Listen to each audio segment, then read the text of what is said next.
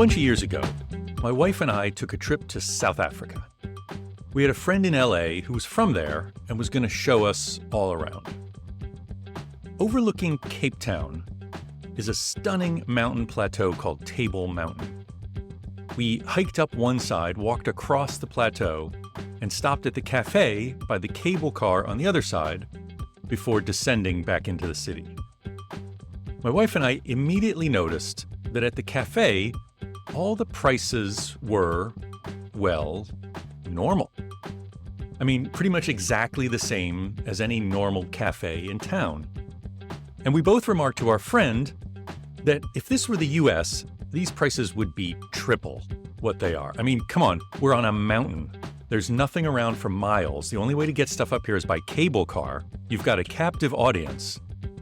And our friend said, yeah, that phenomenon in the US always surprised me. If they tried to do that here, the locals wouldn't stand for it. They'd burn this place to the ground before getting screwed like that. And I thought, he's right. We are getting screwed. At the movie theater, at sporting events, of course at the airports.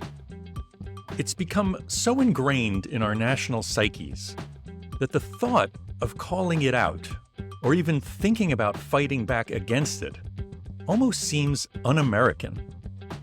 So that got me thinking, if pushing back against getting screwed is unpatriotic, does that mean that it's our patriotic duty to get screwed?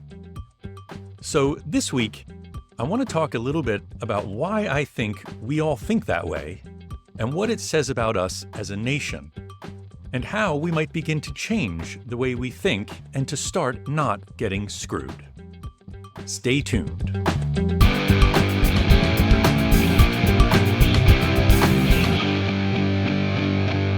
Well, who are you going to believe, me or your own eyes? I'm Craig Borath, and this is The Great Ungaslighting, a podcast about how we get conned into accepting a man-made culture that's out of sync with our human nature, and how we can fight back and put the kind back into humankind. But first, a word about a sponsor. This week's episode of The Great Ungaslighting is not brought to you by MasterCard, and Coca-Cola, and Meta, and DoorDash, and Sun Life Financial Services, and probably a few others. But those were the ones called out on a recent article in Popular Information, the excellent independent online newsletter founded by Judd Legan and dedicated to accountability journalism. I highly recommend you subscribe and support their work at popular.info. Now, I'm not calling out those companies just because they are sponsoring the 2024 Canada Strong and Free Regional Networking Conference, which promotes its goal of fighting the left and wokeism and features right-wing activist, aka troll, Chris Rufo, the brains behind the anti-critical race theory hysteria and a crusader against diversity, equity, and inclusion initiatives, who once wrote that LGBTQ advocates are grooming in public schools. If those companies want to sponsor this kind of event, that's up to them.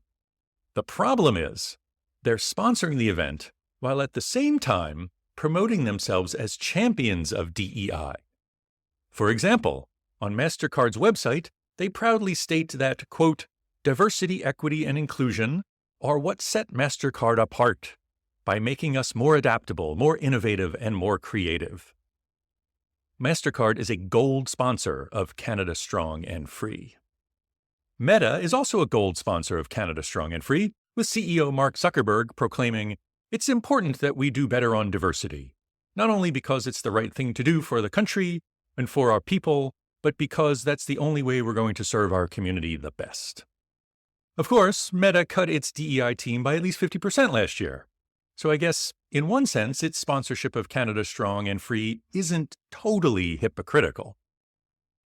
Coca-Cola is a silver sponsor of the event fighting wokeism, saying on its website, diversity, equity, and inclusion are at the heart of our values and our growth strategy and play an important part in our company's success. Sun Life president Dan Fishbein said he wants to reflect the diversity of our clients and the communities in which we live and work, and support the dismantling of racial injustice, systemic racism, and institutional inequality. But, people who believe institutionalized inequality, if it exists at all, actually hurts white folks the worst, those guys need investment advice too. So, what you gonna do? I realize none of this is surprising. It's just a level of pandering and hypocrisy we've come to expect from corporate America. But that doesn't mean we shouldn't take every opportunity to call it out. Popular Information reached out to Meta about their sponsorship of the event. Their response was that they support organizations on the left and the right, and that they had no role in choosing the speakers for the Canada Strong and Free event, which they've supported for years. Basically, they're spreading some bullshit excuse to excuse their bullshit stance on DEI. Now that's meta.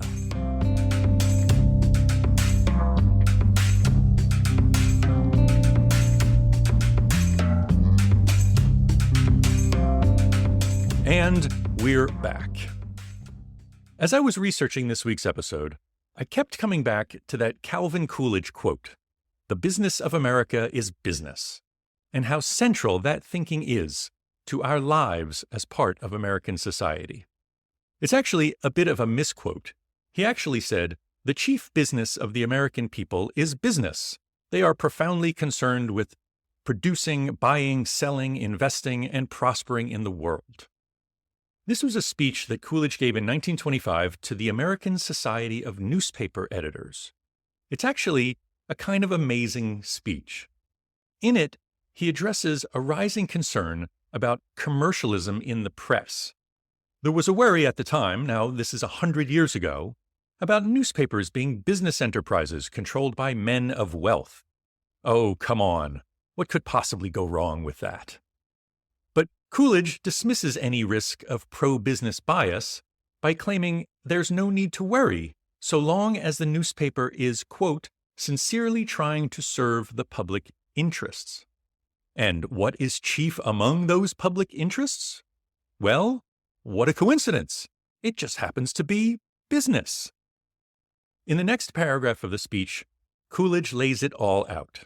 He says, "There does not seem to be cause for alarm in the dual relationship of the press to the public, whereby it is on one side a purveyor of information and opinion, and on the other side a purely business enterprise. Rather, it is probable that a press which maintains an intimate touch with the business currents of the nation is likely to be more reliable than it would be if it were a stranger to these influences. After all, the chief business of the American people is business." I love that line about a press which maintains an intimate touch with business is likely to be more reliable than if it were a stranger to such influences. It reminds me of this little bit of philosophy from David St. Hubbins in Spinal Tap, which is pretty much of equal logical validity to Coolidge's claim. I believe virtually everything I read, and I think that is what makes me more of a selective human than someone who doesn't believe anything. So this idea that America is first and foremost a business arrangement among businessmen and consumers, and only to a lesser degree a social contract among equal citizens, has been hammered into our head for at least 100 years, and most definitely longer. And I think to this day, you can divide people into groups depending on where they stand on that hierarchy. If you believe that business is paramount and government only gets in the way, you're likely to agree with one political philosophy. Whereas, if you believe that government protects the citizenry from predatory businesses who have no concern for social well-being, then you probably agree with the opposing political philosophy. Now, it's pretty clear to me that the former philosophy has been dominant in our country for generations. And the proof of its dominance is found in the durability of the cowboy myth, the idea that real Americans are rugged individualists who don't want or need any help from anyone else. But the truth is, it's all a myth, which becomes perfectly clear when you realize that those cowboys were not independent entrepreneurs working for themselves. They were ranch hands, and they worked for wealthy private ranch owners. They worked long, hard hours in miserable conditions for very little money. So our idolization of them is really an idolization of the system that exploited them to the benefit of wealthy businessmen. Now, a lot of people who believe the government is holding business back, and don't get me wrong, in some ways the government is holding some businesses back with unnecessary regulations, but there are also many essential regulations in place to protect the public from unscrupulous businesses. But some people are thinking, come on, you're just demonizing big business because they're successful. Well, no, I'm not. I'm calling out businesses that subvert our democracy and the human rights of people all around the world to further their business interests. I mean, in the late 50s and early 60s, business leaders in bananas, oil, and copper basically just told CIA Director Allen Dulles that the democratic governments of Guatemala, Iran, and the Congo were doing things that were bad for business. In other words, bad for America. So, we just replaced those governments with authoritarian governments more friendly to business and America. By the way, if any of you are unfamiliar with all of that, I very highly recommend you read The Devil's Chessboard by David Talbot, which is essentially a biography of Allen Dulles, the man who, at least in my opinion, has had greater influence on why the world is the way it is today than any other single human being. So, we saw through the 50s this establishment of corporate dominance.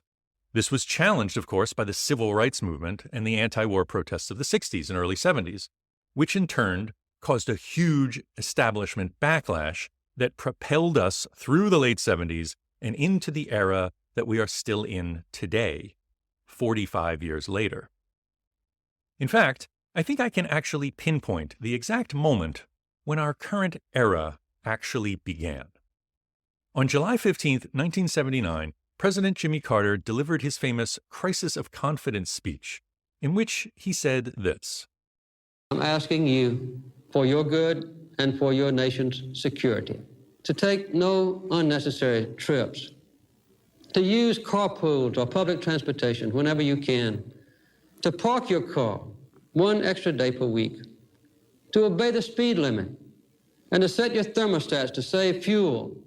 Every act of energy conservation like this is more than just common sense. I tell you, it is an act of patriotism. Well, those suggestions weren't exactly received as acts of patriotism. They were ridiculed as wimpy, weak, and un-American. That was pretty much the beginning of the end of the Carter presidency.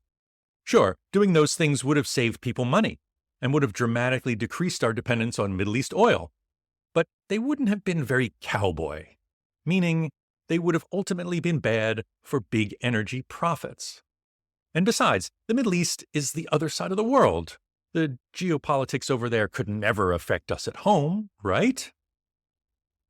So, while Carter was absolutely correct, his speech pretty much ended his political career. And now, 45 years later, not a whole lot has changed.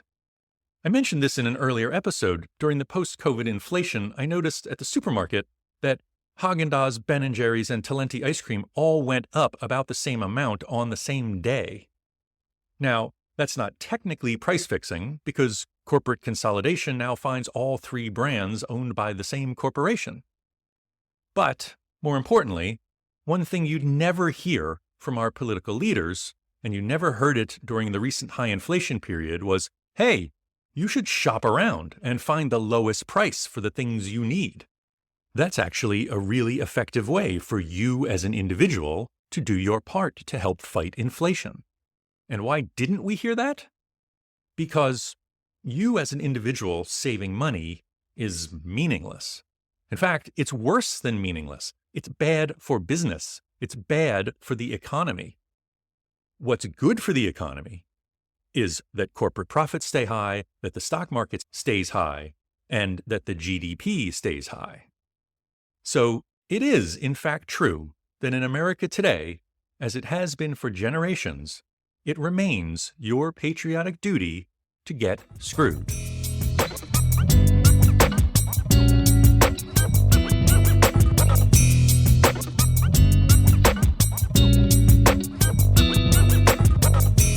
So, what can we do to change our mindset and help encourage and nurture a society that collectively pushes back against getting screwed.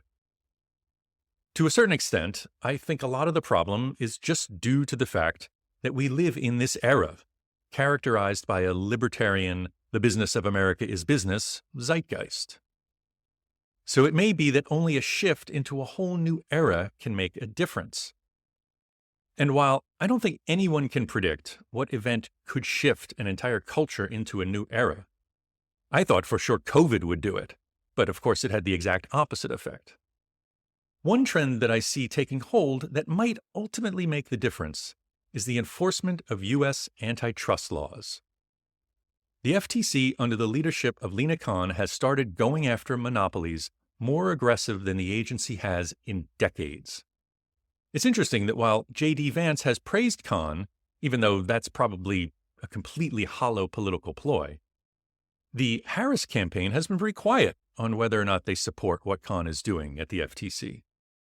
I think that's a huge missed opportunity for the campaign.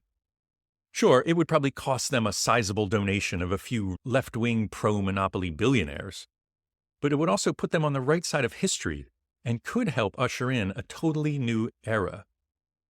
That's because, while Americans may only have a fleeting sense that monopolies are screwing them over, it's really not until a lawsuit gets going and really exposes their anti-competitive and anti-consumer behaviors that the general public can begin to conceive of a better path forward toward an America whose business is something much more human, more fulfilling, and more fair than just business as usual.